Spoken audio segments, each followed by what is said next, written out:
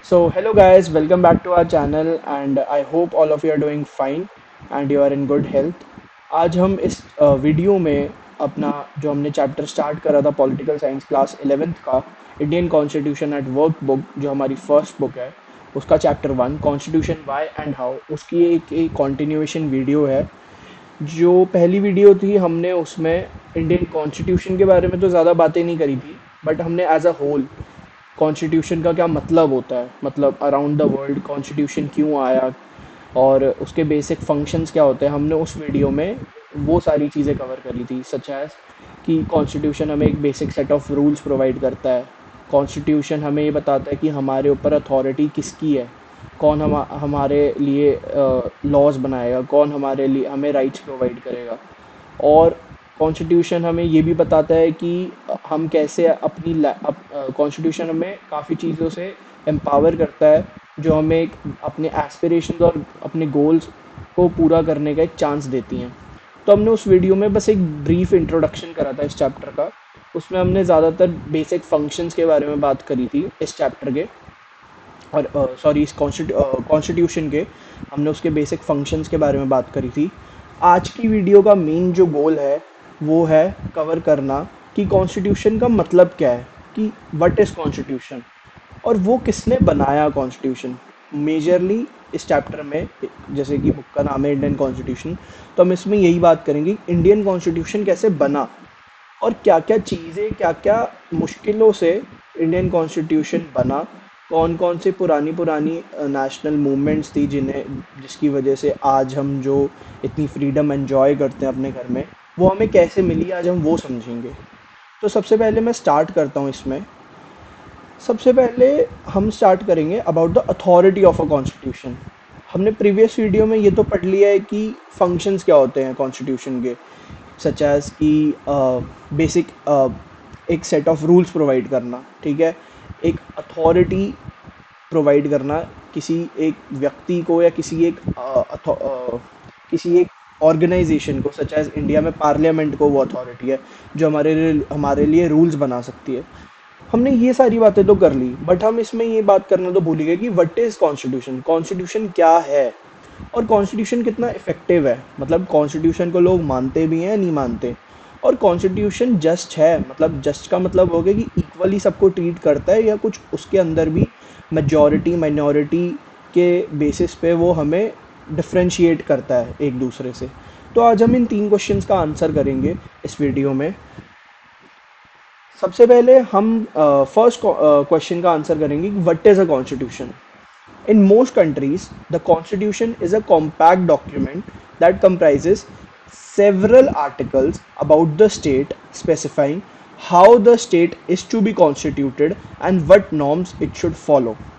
मतलब कॉन्स्टिट्यूशन एक डॉक्यूमेंट होता है, एक सेट ऑफ रूल्स होता है जो एक स्टेट का मतलब यहाँ पे कंट्री है, जो एक स्टेट को या कंट्री को एक बेसिक लेआउट देता है कि how the country will be governed and how it will be constituted, और कौन से वो रूल्स फॉलो करेगी। ये एक बेसिक सेट ऑफ डॉक्यूमेंट होता है कॉन्स्टिट्यूशन। काफ़ी कंट्रीज़ में बेसिक सेट ऑफ डॉक्यूमेंट भी प्रोवाइड नहीं होता, मतलब ऐसा नहीं है कि उन्होंने बनाया नहीं है, बट उस कंट्री में कॉन्स्टिट्यूशन का मतलब कुछ और होता है। जैसे कि इसमें हम एग्जांपल ले सकते हैं यूनाइटेड किंगडम का। इसमें मैंने आपको एग्जांपल के उसमें भी बताया है।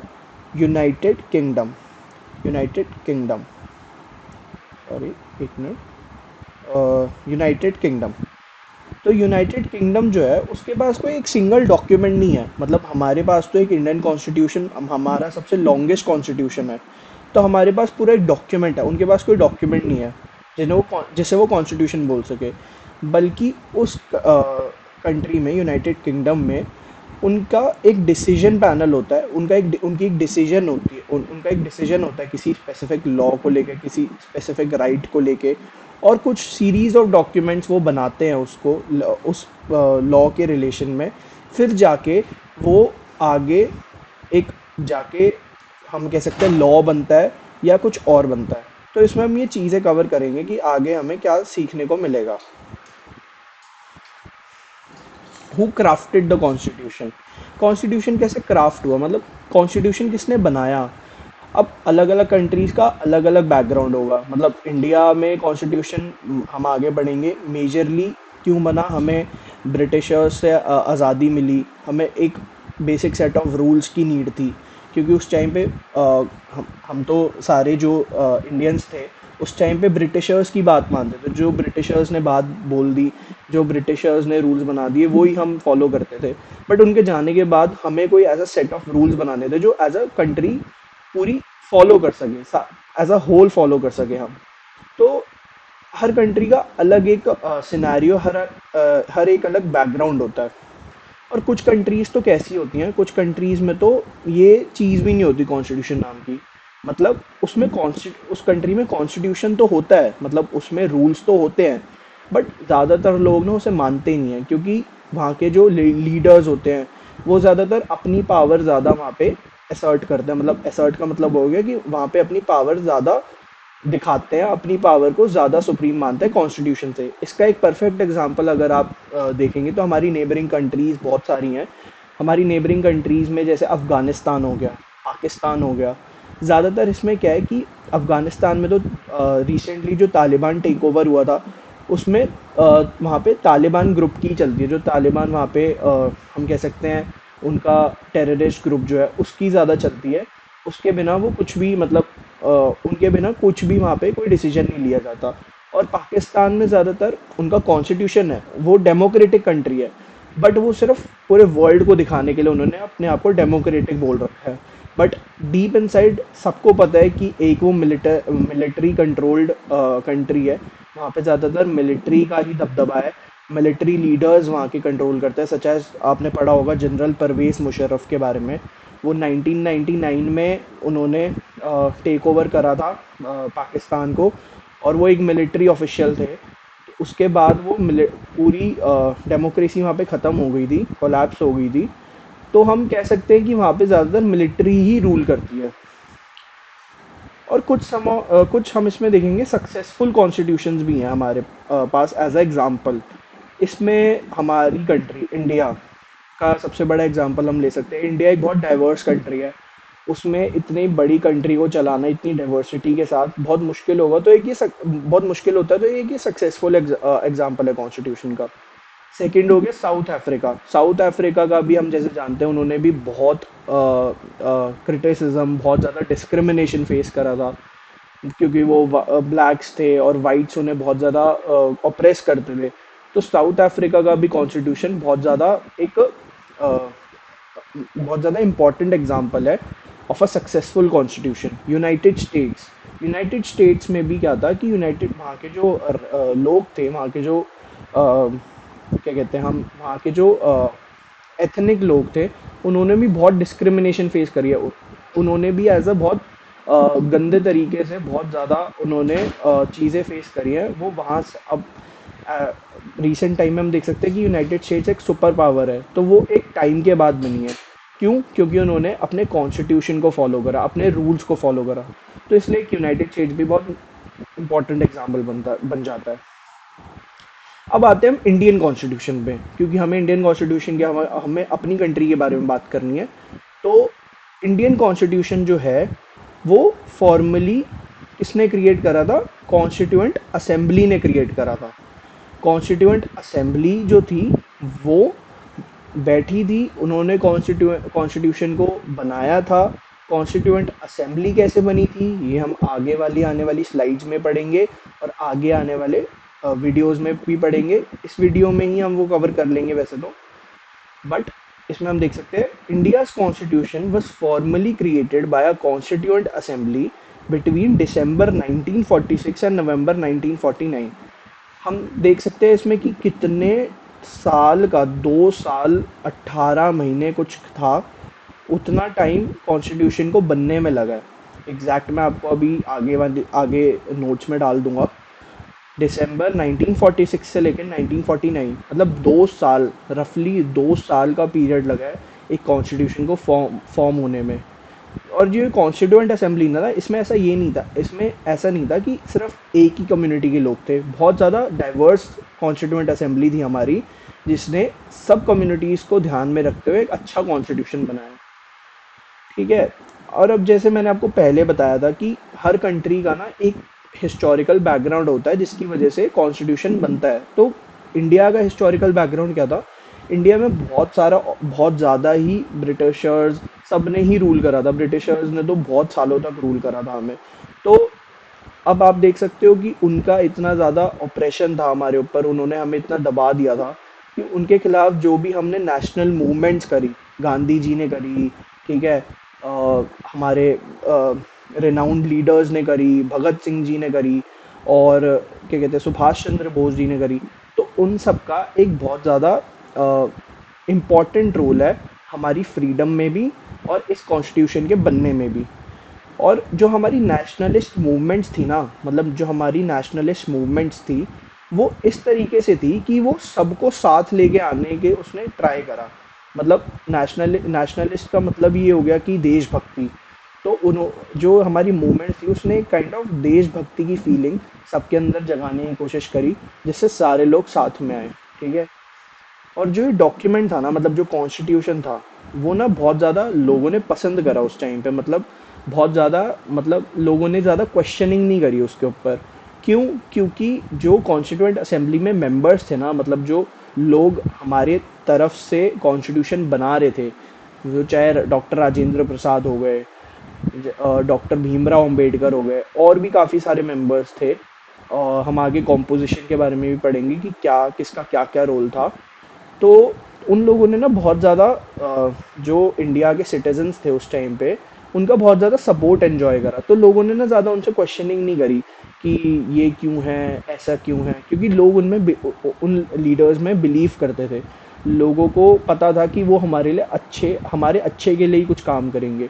तो ज़्यादा क्वेश्चनिंग भी नहीं हुई ज़्यादा लोगों ने। तो ये एक एज अ पॉजिटिव एग्जांपल ले सकते हैं कि इतना बड़ा कॉन्स्टिट्यूशन जो 100 सालों तक, 200 सालों तक फॉलो होना है, उसमें किसी ने क्वेश्चनिंग नहीं करी। इतना ट्रस्ट रखा अपने लीडर्स पे कि आज जो हम इतनी अच्छी सुपर पावर तो नहीं, मतलब डेवलपिंग पावर बन रहे हैं, डेवलपिंग नेशन है हम देख सकते हैं आज हम कितनी स्पीडीली ग्रो कर रहे हैं। तो वो ज़्यादातर जो जिसका जिसका वो इम्पोर्टेंट रोल है वो हमारे लीडर्स का है उस टाइम पे जो प्रेजेंट थे।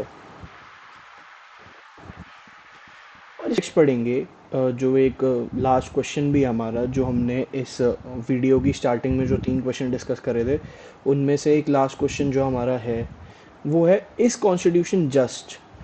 इसका मतलब हुआ कि कॉन्स्टिट्यूशन सबको इक्वल भी ट्रीट कर रहा है या नहीं। अगर कोई कॉन्स्टिट्यूशन है वो अगर किसी माइनॉरिटी और किसी मेजॉरिटी के बीच में डिफरेंस कर रहा है, मतलब मेजॉरिटी को उसने ज़्यादा पावर्स दे दी हैं, मेजॉरिटी ज़्यादा अच्छे से सब कुछ डील कर रहा है, सब कुछ उसके पास सब चीज़ें हैं, ठीक है, अच्छी कंडीशंस है रहने की, और माइनॉरिटी के पास कुछ नहीं है, तो ऐसे क्यों मानेंगे लोग उस कॉन्स्टिट्यूशन को? वो तो ये समझेंगे ना कि हमारा तो वैसे ही हमारे बीच में तो वैसे ही डिस्क्रिमिनेशन है, तो हम क्यों कॉन्स्टिट्यूशन को माने जो ज़्यादातर मेजॉरिटी लोगों को ही फेवर कर रहा है। तो कॉन्स्टिट्यूशन को जस्ट होने के लिए बहुत सारे एक चीज़ें चाहिए, बहुत सारी ऐसी नेसेसिटीज़ चाहिए कि लोग उस कॉन्स्टिट्यूशन को जस्ट माने कि नहीं, हाँ हमारा कॉन्स्टिट्यूशन अच्छा है, ये हमें अच्छे से रूल्स प्रोवाइड करता है और कोई भी भेदभाव नहीं करता, कोई भी डिस्क्रिमिनेशन नहीं करता। तो फर्स्ट पॉइंट में यही है, यही पॉइंट मैंने इसमें समझा रखा है, that it is the hallmark of a successful constitution that it gives everyone in society some reason to go along with its provisions. कोई वजह तो हो, मतलब कोई वजह तो प्रोवाइड करे कॉन्स्टिट्यूशन। मतलब कॉन्स्टिट्यूशन अगर कोई वजह ही प्रोवाइड नहीं करेगा, कोई हमें ऐसा स्ट्राइकिंग फीचर नहीं लगेगा अपने कॉन्स्टिट्यूशन में, तो हम क्यों उसके प्रोविजंस को मानेंगे, क्यों हम उसकी बातों को मानेंगे? अगर मैं इसको आप एक एग्जांपल से समझो। अगर मैं आपको कोई चीज़ बोल रहा हूँ, मैं आपका वेल विशर हूँ, बट आप मेरे ऊपर ट्रस्ट नहीं कर पा रहे, तो आपको मेरे ऊपर जब भी ट्रस्ट होगा ना, जब आप ये देखोगे कि हाँ इसने एक दो जो बातें मुझे बोली, जो इन्होंने मुझे बातें समझाने की कोशिश करी वो सही हैं, और आपने भी उस उन चीज़ों को एक्सपीरियंस करा कि हाँ वो अच्छी हैं, वो ठीक बोल रहे हैं, तो आप भी मेरी बातों को सुनोगे, मेरी बातों को तभी मानोगे क्योंकि आपके पास एक रीज़न हो गया कि हाँ ये सही बोल रहा है। तो वही एक कॉन्स्टिट्यूशन, एक सक्सेसफुल कॉन्स्टिट्यूशन को वो वजह प्रोवाइड करनी चाहिए सोसाइटी को कि हम उसकी बातों को माने, समझें और वो चीज़ें फॉलो करें। सेकेंड पॉइंट में यह है कि no constitution by itself achieves perfect justice, but it has to convince people that it provides the framework for pursuing basic justice. मतलब इसका मतलब ये हुआ कि कॉन्स्टिट्यूशन अपने आप से ही एक परफेक्ट नहीं बन जाता, एक परफेक्ट जस्टिस प्रोवाइड नहीं करता। मतलब कॉन्स्टिट्यूशन के अलावा हम एज अ सिटीज़न, हमारा भी बहुत बड़ा इम्पोर्टेंट रोल है इस चीज़ को इंश्योर करना कि जो हमारे साथ जो चीज़ें हैं, हमारे आसपास जो लोग हैं, हम उनके साथ अच्छे से बिहेव कर रहे हैं। फॉर एग्ज़ाम्पल, अगर इंडिया में, आप जैसे जानते हैं कि इंडिया में social discrimination on the basis of caste, religion बहुत ज़्यादा प्रोमिनेंट है। तो अगर हम एज अ सिटीज़न भी वो चीज़ें करेंगे जो हमारे कॉन्स्टिट्यूशन हमें मतलब मना करता है करने से, अगर हम वो चीज़ें डेलिबरेटली कर रहे हैं, हम किसी माइनॉरिटी को ज़्यादा ऑप्रेस कर रहे हैं, हम अगर कोई स्पेसिफिक कम्युनिटी का हम कुछ नेगेटिव कमेंट्स कर रहे हैं, कुछ हेट कमेंट्स कर रहे हैं उनके बारे में, कोई हम एक टाइप ऑफ, फॉर एग्ज़ाम्पल, कोई क्या कहते हैं उसको, फोबिया सेट कर रहे हैं कि नहीं ये तो ऐसे ही हैं, ये तो लोग ऐसे ही होते हैं, तो हम भी एज अ सिटीज़न उस चीज़ को डिग्रेड कर रहे हैं, हम भी अपने कॉन्स्टिट्यूशन को डिग्रेड कर रहे हैं, और हम एज अ कंट्री अपनी कंट्री की रिस्पेक्ट को डाउनग्रेड कर रहे हैं। वो अच्छी बात नहीं है। तो इसमें लोगों का भी बहुत इंपॉर्टेंट रोल है।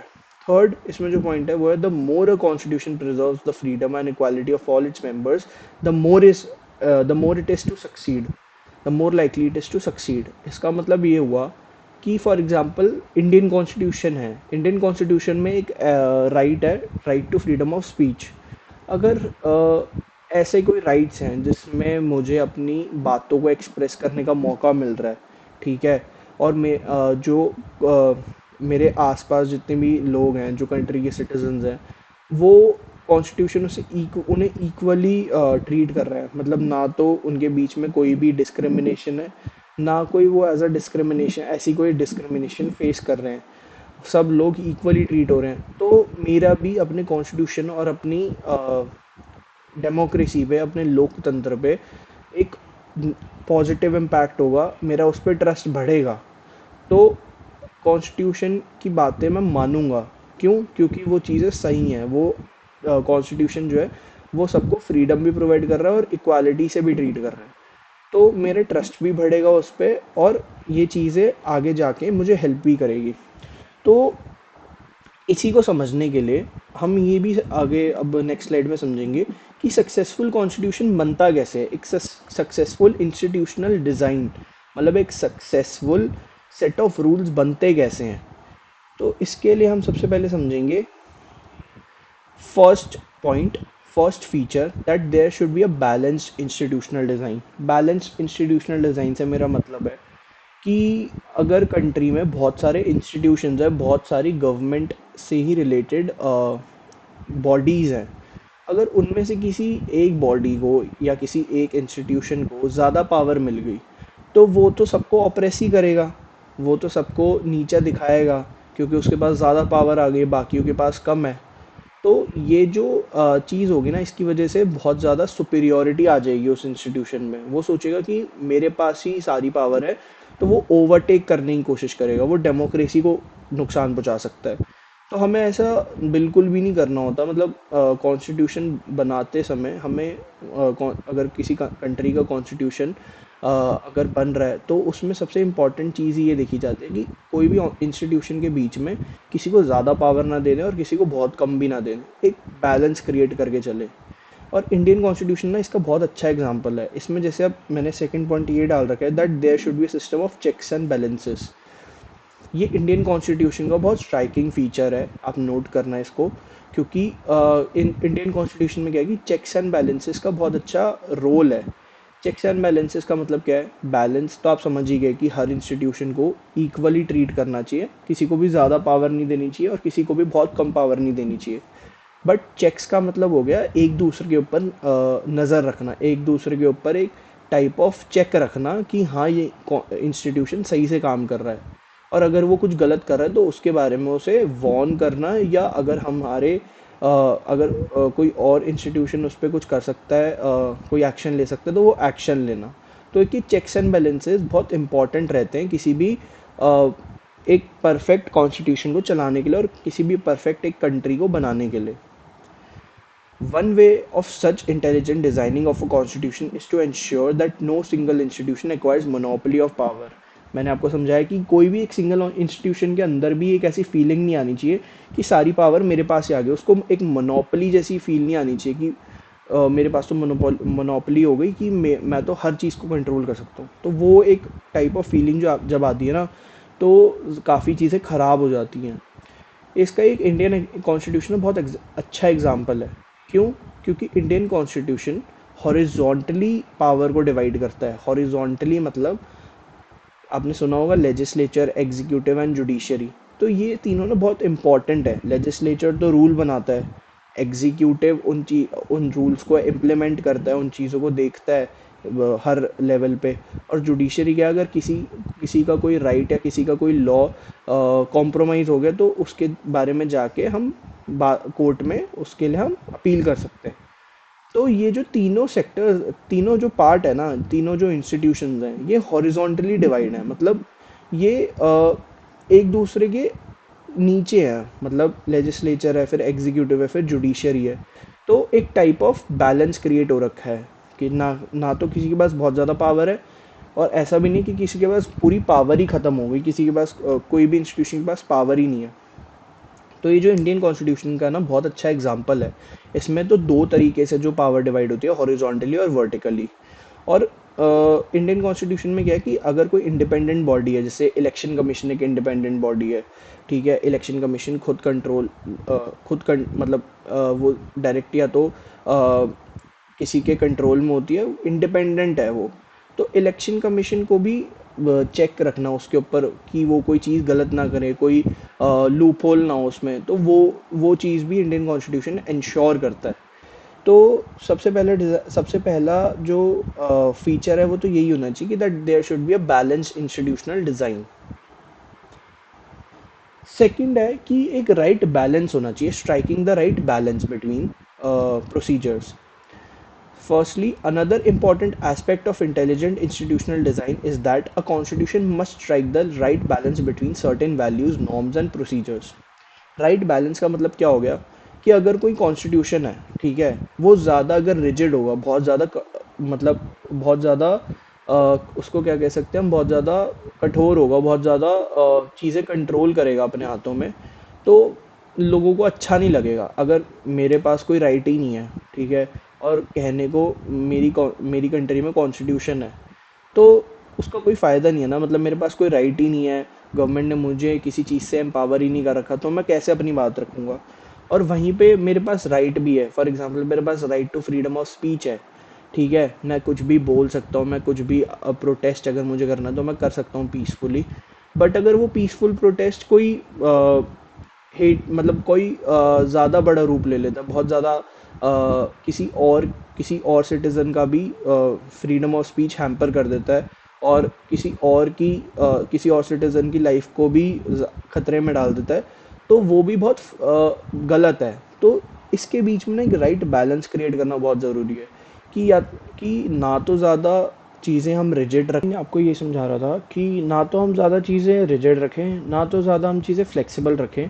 क्योंकि अगर दोनों चीज़ें हो जाएंगी ना, अगर ज़्यादा रिजिडिटी भी आ जाएगी और ज़्यादा फ्लेक्सिबिलिटी भी आ जाएगी, या तो कॉन्स्टिट्यूशन ज़्यादा रिजिड हो जाएगा या ज़्यादा फ्लेक्सिबल हो जाएगा, तो दोनों ही काइंड ऑफ एक डिफरेंस क्रिएट कर सकते हैं बहुत ज़्यादा, और वो सही नहीं होगा।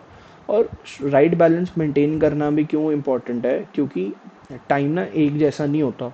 अगर इंडियन कॉन्स्टिट्यूशन इतने साल पहले बना है, तो आज के कॉन्टेक्स्ट में कुछ चीज़ें ऐसी भी होंगी जो इंडियन कॉन्स्टिट्यूशन जो उस टाइम पे लिखा गया है उससे अलग होंगी। वो हो सकता है नेगेटिव वे में भी अलग हो, और हो सकता है पॉजिटिव वे में भी अलग हो। तो एक वो जो टाइप ऑफ अडेप्टेबिलिटी है ना, वो कॉन्स्टिट्यूशन में बहुत इम्पॉर्टेंट है होना। क्योंकि अगर कॉन्स्टिट्यूशन नई नई चीज़ों को अडेप्ट करना नहीं सीखेगा ना, तो कंट्री की डेवलपमेंट को भी हैम्पर कर सकता है वो। तो एक काइंड ऑफ अडेप्टेशन क्वालिटी भी होनी चाहिए कॉन्स्टिट्यूशन में, कि अगर कोई नई चीज़ नए टाइम में नए एरा में आ रही है तो उसको वो ईजिली अडेप्ट कर सके। नेक्स्ट हम अब इसमें जो पढ़ने जा रहे हैं, how was the Indian constitution made, ये सबसे इम्पॉर्टेंट है। यहाँ से आप समझ लो कि काफ़ी सारे क्वेश्चन आपके बन सकते हैं क्वेश्चन पेपर में, क्योंकि मेन ये बुक का मोटो और मोटिव यही है कि इंडियन कॉन्स्टिट्यूशन पे फोकस करना। और ज़्यादातर ये फेवरेट क्वेश्चन भी होता है टीचर्स का पूछना, क्योंकि एक तो ये बहुत ज़्यादा थियोरेटिकल है और इसमें बहुत सारे लीडर्स के नाम हैं और बहुत सारी इंपॉर्टेंट डेट्स हैं। तो काफ़ी सारी चीज़ों की वजह से बहुत ज़्यादा इंपॉर्टेंट टॉपिक बन जाता है। How was the Indian constitution made, इसमें हम सबसे पहले पढ़ेंगे कि कॉन्स्टिट्यूएंट असेंबली का क्या रोल था। उसके बाद हम पढ़ेंगे कि कॉम्पोजिशन क्या थी कॉन्स्टिट्यूएंट असेंबली की, कौन कौन से लीडर्स थे। तो इन सब चीज़ों पे फोकस करते हुए हम आगे चीज़ें बढ़ाएंगे। Formally, the constitution was made by the Constituent Assembly which had been elected for undivided India। इसका मतलब क्या हुआ, जो कॉन्स्टिट्यूएंट असेंबली थी वो कॉन्स्टिट्यूशन बनाने के लिए बनाई गई थी, उसको फॉर्म करा गया था कॉन्स्टिट्यूएंट असेंबली को। बट जो ये कॉन्स्टिट्यूएंट असेंबली थी ना, ये अनडिवाइडेड इंडिया के लिए बनाई गई थी। मतलब जब इंडिया और पाकिस्तान एक थे, जब कुछ ऐसा तो फाइनल था नहीं ना कि इंडिया और पाकिस्तान अलग होने वाला है, फाइनल भी था तो, बट उससे पहले ऑलरेडी कॉन्स्टिट्यूएंट असेंबली बना दी गई थी।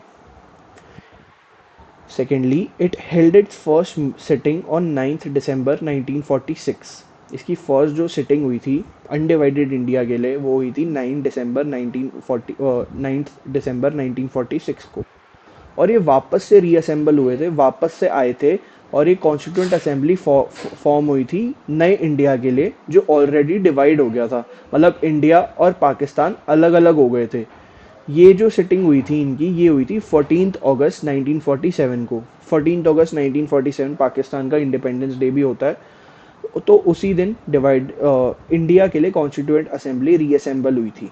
ठीक है, अगर क्वेश्चन पेपर में आए कि when was the first sitting of constituent assembly took place for undivided India, तो आप लिखोगे 9 दिसंबर 1946। और अगर आए कि फर्स्ट सिटिंग कॉन्स्टिट्यूएंट असेंबली की डिवाइडेड इंडिया के लिए कब हुई, तो वो हुई थी 14 अगस्त 1947 को। ये प्लीज़ याद रखना, हाईलाइट कर लेना अपनी बुक्स में। ये जो भी मैटर है सारा एनसीईआरटी का ही है, क्योंकि ये तो एनसीईआरटी ज़्यादा इजी है, काफ़ी हेल्प बुक्स भी होती हैं, but NCERT is the most preferred and the most convenient way जिससे आप पढ़ सकते हो। थर्डली हम इसमें देखेंगे कि जो इसके मेंबर्स हैं ना कॉन्स्टिट्यूएंट असेंबली के, वो इनडायरेक्टली इलेक्ट हुए थे। मतलब कोई वोटिंग प्रोसीजर नहीं हुआ था उसके लिए कि हमने मेंबर्स को जाके वोट करा था कि आप कॉन्स्टिट्यूएंट असेंबली के मेंबर बनोगे, जैसे हम यूजुअली प्राइम मिनिस्टर को इलेक्ट करते हैं और जो इलेक्शंस होते हैं, वैसा कुछ नहीं हुआ था। इनडायरेक्टली इलेक्शंस हुए थे। और ये इनडायरेक्टली इलेक्शन कैसे हुए थे उस टाइम पे ना, प्रोविंसेस होती थी। मतलब आपको पता होगा अब तो जैसे स्टेट्स हैं, जैसे राजस्थान एक स्टेट है, ठीक है, आपकी यूपी एक स्टेट है, और महाराष्ट्र एक स्टेट हो गई। ठीक है, अलग अलग स्टेट्स थी, अलग अलग स्टेट हैं अभी तो। बट उस टाइम पे क्या होता था, उस टाइम पे ना प्रोविंसेस होते थे, जैसे बॉम्बे एक प्रोविंस हो गया, ठीक है, आपका बंगाल एक प्रोविंस हो गया। तो उस टाइम पे प्रोविंसेस थे। तो इन प्रोविंशियल असेंबलीज के, मतलब प्रोविंशियल लेजिस्लेटिव असेंबलीज, जैसे अभी स्टेट असेंबलीज होती हैं, उस टाइम पे प्रोविंशियल लेजिस्लेटिव असेंबलीज होती थी। तो इसके जो मेंबर्स थे ना, इन्होंने कॉन्स्टिट्यूएंट असेंबली के मिनिस्टर्स को इलेक्ट करा था इनडायरेक्टली। और ये सब जो हो रहा था ना, ये जो भी चीज़ें हो रही थी, ये सब गवर्नमेंट ऑफ इंडिया एक्ट 1935 के अकॉर्डिंग हो रही थी, क्योंकि वो ब्रिटिशर्स ने बनाया था। और ब्रिटिश चाहते थे हम लास्ट तक अपना जो policy of divide and rule है और अपना एक काइंड ऑफ अथॉरिटी है वो इंडियंस पे बना के रखें। लास्टली इसमें हम पढ़ेंगे कि द कॉन्स्टिट्यूएंट असेंबली वॉज रफली organised along the lines suggested by the plan by British known as the cabinet mission plan. मतलब जो कॉन्स्टिट्यूएंट असेंबली फॉर्म हुई थी ना, और जो भी उसकी प्रोपोजिशन थी, मतलब कितने मेंबर्स कौन सी प्रोविंसेस से आएंगे, ठीक है, कौन सी प्रिंसली स्टेट से आएंगे, तो वो सब ना कैबिनेट मिशन प्लान के अकॉर्डिंग थी। क्योंकि मैंने आपको बताया कि ब्रिटिश काफ़ी ज़्यादा इस चीज़ को लेकर पर्टिकुलर थे कि वो सब लास्ट तक अपने हाथ में कंट्रोल करके रखना चाहते थे। Policy of divide and rule की वजह से उन्होंने इंडिया और पाकिस्तान तो क्रिएट कर ही दिया था, बट वो ये भी चाहते थे कि हम और किस तरीके से लास्ट जो फाइनल इम्पैक्ट है इंडिया को हम वो दे के जा सके। तो काफ़ी सारी चीज़ें थी और काफ़ी नुकसान भी हुआ था हमारा, तो उसको छोड़ते हैं, बट हम आगे इस चैप्टर में पढ़ते हैं। What are the highlights of cabinet mission plan. इस कैबिनेट मिशन प्लान में काफ़ी सारी चीज़ें थी जो कॉन्स्टिट्यूएंट असेंबली के प्रोपोजिशन के ऊपर उसके मेंबर्स के लिए काफ़ी इंपॉर्टेंट थी, मतलब कैसे फॉर्म हुई थी कॉन्स्टिट्यूएंट असेंबली, उसको समझने के लिए बहुत इंपॉर्टेंट है। तो इसमें फर्स्ट पॉइंट तो यही है that each province and each princely state और group of state were allocated seats proportional to their respective population रफली in the ratio of 1:10 lakh. मतलब फॉर एग्जाम्पल, अगर किसी स्टेट में इतने लोग रह रहे हैं, ठीक है, तो उसकी पॉपुलेशन के अकॉर्डिंग मेंबर्स और सीटें अलॉट हुई थी कॉन्स्टिट्यूएंट असेंबली में। उस टाइम पे क्या होता था कि इंडिया जो था ना वो लार्जली प्रोविंसेस और प्रिंसली स्टेट्स में डिवाइड था। प्रोविंसेस तो थे ब्रिटिश के डायरेक्ट कंट्रोल में, और प्रिंसली स्टेट्स जो थी वो ना कोई राजा या तो कोई रानी वो रूल करते थे। जैसे राजस्थान में राजपूत जो थे उनकी काफ़ी सारी प्रिंसली स्टेट्स थी आपका, और ये नवाब्स जो थे हैदराबाद के, इनकी अलग से अपनी प्रिंसली स्टेट थी। जूनागढ़ में आपने अगर पढ़ा हो, इनकी अलग से प्रिंसली स्टेट थी। तो ये प्रिंसली स्टेट ना काफ़ी अलग अलग थी, मतलब ये ना ये कोई किंग या कोई क्वीन ही जो इंडियन किंग या क्वीन थे वो ही रूल करते थे, बट ये ना लॉयल थे ब्रिटिशर्स के। तो ब्रिटिश भी ना इन्हें थोड़ा खुद से काइंड ऑफ इनको एक होल्ड दे देते थे, एक हैंड दे देते थे कि हाँ तुम अपनी स्टेट में जो सी चीज़ें करनी है वो खुद कर सकते हो, बट उसका भी एक लिमिट होती थी। तो प्रिंसली स्टेट ना काफ़ी लॉयल भी थे ब्रिटिश के। तो प्रोविंसेस और प्रिंसली स्टेट का एक और बात मैं बता दूं, प्रिंसली स्टेट ना इंडिया से नहीं जुड़ना चाहते थे और ना वो पाकिस्तान से जुड़ना चाहते थे। मतलब काफ़ी सारी ऐसी प्रिंसली स्टेट्स थी, जैसे हैदराबाद जो थी वो प्रिंसली स्टेट थी और वो ना तो इंडिया के साथ जाना चाहती थी और ना पाकिस्तान के साथ, वो अपनी एक कंट्री बनाना चाहती थी। और जैसे जूनागढ़ हो गया, वो भी एक अपनी कंट्री बनाना चाहती थी। जम्मू कश्मीर भी अपनी कंट्री खुद से बनाना चाहती थी। तो अगर ऐसे हो जाता तो कुछ बचता ही नहीं, काफ़ी सारी कंट्रीज बन जाती, काफ़ी सारी चीज़ें अफेक्ट होती। इतनी छोटी सी कंट्री के लिए कौन ही आर्मी बनाता, काफ़ी सारी चीज़ें थी। बट इन सबको साथ में लाने का जो मेन काम जिन्होंने करा था सरदार वल्लभ भाई पटेल जी ने, वो आप आगे 12th में पढ़ोगे उनका क्या रोल था। बट वो मेन प्लेयर थे और मेन नेगोशिएटर थे जिन्होंने प्रिंसली स्टेट को आपके मेन इंडिया लैंड से जोड़ा। इसमें हम पढ़ते हैं आगे। As a result the provinces which were under the direct British rule were to elect 292 members while the princely states were allotted minimum of 93 seats। मतलब जो प्रोविंसेस जो ब्रिटिश के डायरेक्ट रूल में थे उसमें से 292 मेंबर्स सेलेक्ट हुए और प्रिंसली स्टेट्स में से 93 सीटें उन्हें दी गई। अब प्रोविंसेस में भी ना सिर्फ ये नहीं था कि on the basis of provinces उन्होंने सीटें दे दी, इसमें भी ना सीटें कम्युनिटी लाइंस पे बाइफरकेट हो गई थी। मेनली उस टाइम पे 3 मेन कम्युनिटीज़ ही थी इंडिया में, मुस्लिम, सिख्स एंड हिंदूज। तो इन्हीं तीन को लेके ना प्रोविंसेस डिवाइड हो गई थी। मतलब एक प्रोविंसेस में से पहले तो प्रोविंसेस में से सीटें दी गई, फिर उन सीटों में से जो अलग अलग कम्युनिटी से लोग थे उनको बिठाया गया। तो ब्रिटिश ने बहुत अच्छी policy of divide and rule खेला हमारे साथ, बट काफ़ी चीज़ें थी ब्रिटिश ने अच्छी भी दी, बट कुछ चीज़ें बहुत ख़राब भी करके चले गए वो।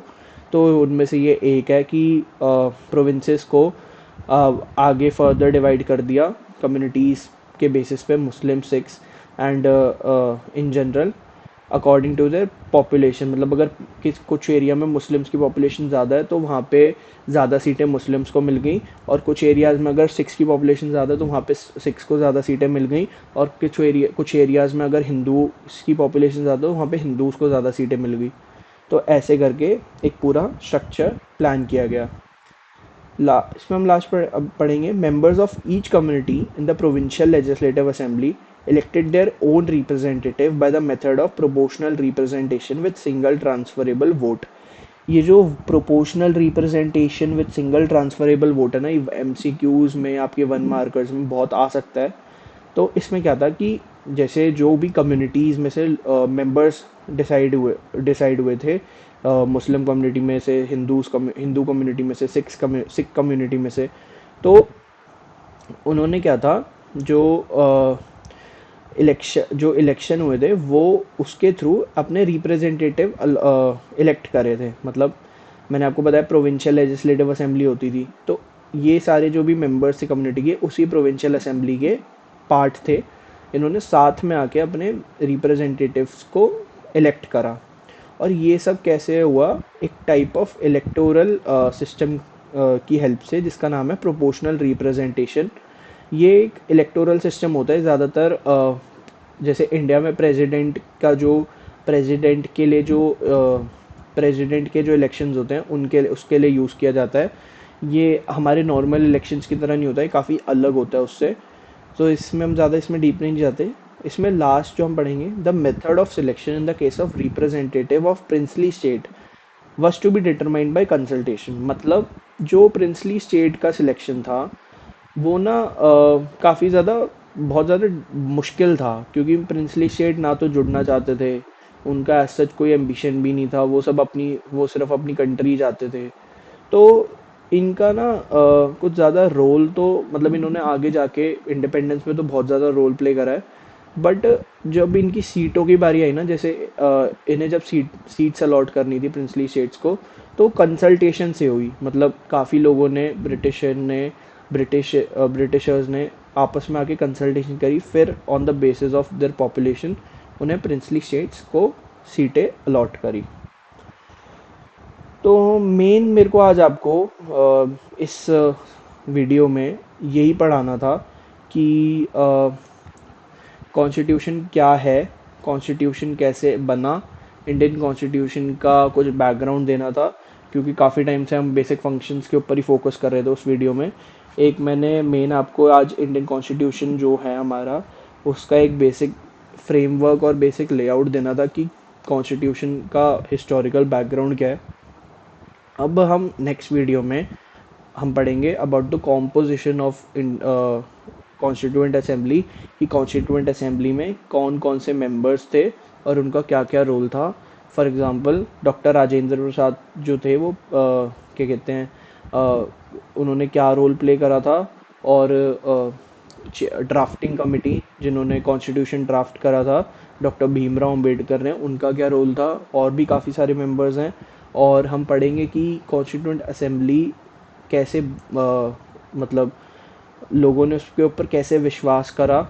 तो ये सब चीज़ है। मतलब मेरे को पता है वीडियोस में बहुत शॉर्ट बना रहा हूँ, क्योंकि वीडियो शॉर्ट बनाने का मेन मोटिव यही है हमारे चैनल का, कि हमें ज़्यादातर डिटेल्स पे फोकस करना है और क्लैरिटी पे फोकस करना है। तो इसलिए मैं छोटी वीडियोस पे कंसंट्रेट कर रहा हूँ। मैं ज़्यादा खींच नहीं रहा, बट मैं ट्राई करूँगा कि मैं ज़्यादा से ज़्यादा हर एक वीडियो में कवर कर सकूँ। तो आई होप आपको ये वीडियो बहुत अच्छी लगी होगी, और प्लीज़ इसको शेयर करना, और इसको प्लीज़ इस चैनल को भी सब्सक्राइब कर लो। इस पे हम और कंटेंट और चैप्टर से related about your MCQs and all हम लाते रहेंगे हर क्लासेस के लिए, क्लास 11th क्लास 12th हर क्लास के लिए। तो स्टडीफाई सक्सेस को प्लीज़ आप फॉलो करो, और नेक्स्ट वीडियो में मिलते हैं। बाय।